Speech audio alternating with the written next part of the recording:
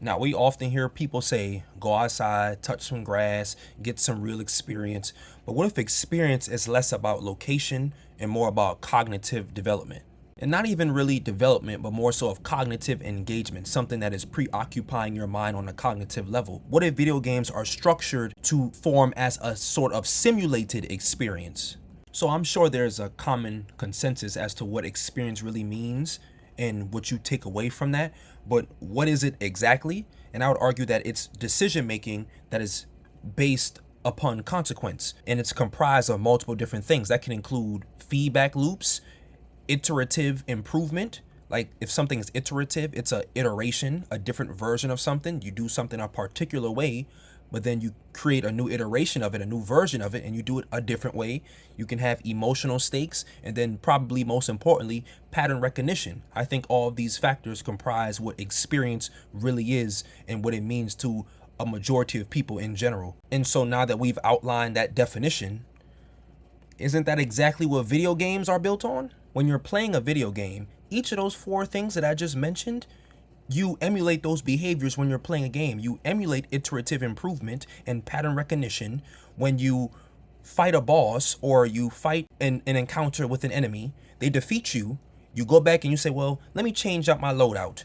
Let me change out my talismans in Elden Ring. Let me change out my armor. Let me change my weapon. Let me adjust my stats. Let me go fight other people, get stronger, come back and fight you. You're making adjustments on the fly, and in turn that feeds into core that feeds and that correlates positively with your experience, because the more you're doing something, the more experience and potentially expertise you are going to acquire. It's the same thing with emotional stakes. Let's use Elden Ring again as an example. When you're staked in something, when you have an emotional take in it, well, you're going to be more inclined to put in more of an effort and keep trying because you have something tied to that is intimately related to your emotions. So if I want to beat a game, I'm increasingly getting more and more angry because I'm not beating the game, because I keep losing.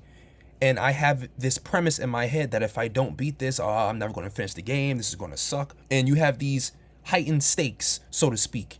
But what you're inadvertently doing is you're becoming even better at the game, and you're abiding by those emotional stakes because you're continuing to persist and continuing to trying to beat the game. I think all that is reflective of experience, and that game in it of itself is a simulated version of it. So we just spoke about it being a simulation. Flight simulators train pilots. Surgical simulators train doctors. Military uses war simulations. That's why we have Call of Duty. That's why we have Battlefield. That's why we have all these shooter games. We have Soros about to come out. We have all these other things. Why? Because the brain doesn't fully distinguish between simulated stress and actual stress. Now, I know when I create a video game eventually in the future, I know I'm going to include these considerations into my development because it can make it more profound, and it can be something of which people are indirectly abiding by and adhering to, which will make them better as a person. For example, we just mentioned simulations. With simulations, I'm in nursing school. So before we actually go and touch real patients, and even after we touch real patients, we'll do simulations. It's when our instructor comes to us. We're at the door. They give us instructions on the patient. Hey, your patient has this blood pressure. They have a past medical history of this. They've had this procedure done. They're currently complaining of this. And then they just throw you to the wolves. They say, go in there and figure it out. And you simulate a real world environment of what could potentially happen. I just recently did this with a patient in my simulation who was actively having a MI. In the medical field in nursing, a MI is short for myocardial infarction, a heart attack. So I had to act and respond to that as if it was real life, as if it was a simulation. And games do the same exact thing. They're giving you a simulated version of experience, but it's still experience nonetheless, even if it's not something that's real. As I just mentioned previously, when you're going and you're fighting a boss and you have to do all these other things so that you can bolster your stats in your ranking so you can become better and have a better chance of survival. Dark Souls, Elden Ring, Souls likes, these type of titles, they teach you these things, that success can eventually come after it can eventually succeed. Excessive preparation and resilience and persistence. You keep trying at something, you get enough reps in, you may not become perfect, but you will exemplify progress. You will exude someone who is capable of making it and becoming successful.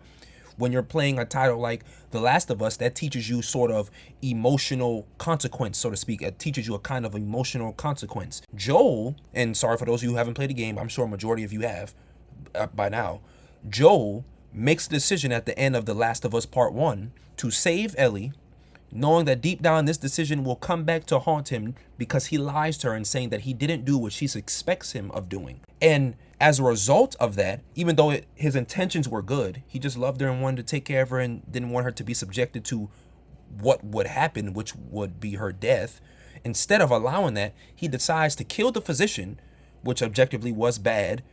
He saves her. They drive back to, I think they went to Wyoming with Tommy and everyone there.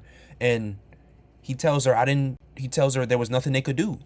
And she knows that was BS. She knows that. And then in the beginning of the next game, that physician who Joel killed, his daughter, ends up killing him. The game is teaching you, it's giving you experience to know that there will be consequences to any emotional actions that you could have in life, which makes you human, but it's also teaching you and negatively reinforcing, hey, you probably should not do this, which is a form of simulated experience, which is something that I don't think should be discarded or looked bad or shunned, because that is something that we all could benefit from. A game forces you to consider certain factors. You indulge in strategy under uncertainty. You have no idea what could happen, but you're going to strategize and you're going to plan anyway. It teaches you risk assessment. What will happen if I use my healing flask here? What will happen if I run out of ammo in this scenario? What will happen here? You assess risk and dangers associated with certain things. It teaches you resource management. Again, when you're playing The Last of Us, a survival-based game with survival mechanics, you need to preserve what little resources you have because the next encounter could be your last and you don't want to be deprived of ammunition or something that could help you survive or increase your chances of it. And then it also teaches you long-term thinking. What could happen way in the future if I actually manage to get strong enough to do this, or I actually have enough money in GTA to buy this, or I can do this or this. It teaches you different things. It's a form of cognitive training. It's experience.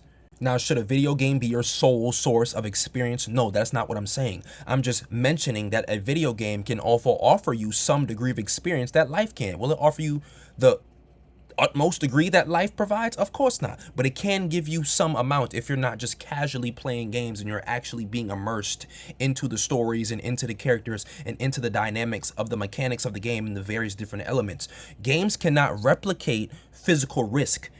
Games cannot replicate social unpredictability, and they cannot replicate true long-term consequences. The experience that you acquire from real life, that includes embodied reality. A game doesn't embody reality in the same way that actual reality does. It's a simulation, as I've been saying this entire time. So just know that, of course, a game will not provide you that same amount of experience, but it can give you some. Now, my question is, how much of real experience that we acquire in actual life, how much of that is true cognitive repetition and cognitive rehearsal? Because in games, these are spaces for rehearsal. You fail, you get stronger, you come back. In games, they compress failure. You fail, but you get another try, you get another attempt. It can make it seem more insignificant than it actually is because there isn't that one shoe fits all. There isn't that only one shot. Take it or leave it. You get multiple different tries. The games, they accelerate the feedback that you get. You go and you fight a boss and the millennial one-shots you. Well, you get instant feedback and you realize, okay, well, I have nowhere near enough health. I don't have any defense. I don't have good armor. I'm too sluggish, whatever. You get immediate feedback from that. And games, they also allow safe experimentation.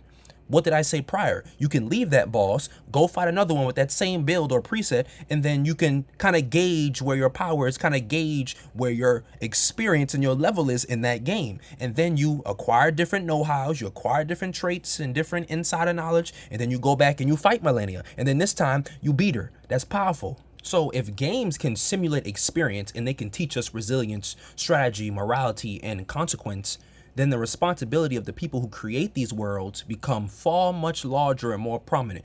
Because when we design systems, we aren't just designing entertainment. We're designing rehearsal spaces, and that might be the most powerful aspect of a game. Not that they distract us from reality, but that they prepare us for it. Maybe the real question isn't whether video games are equal to real life experiences. Maybe it's this: If experience is the process of making decisions, adapting, growing, strategizing, then how different is that from what games ask us to do every single day? We don't just play games. We rehearse courage. We practice failure. We simulate risk. And sometimes we discover parts of ourselves in a digital world because we're brave enough to confront them in the real one.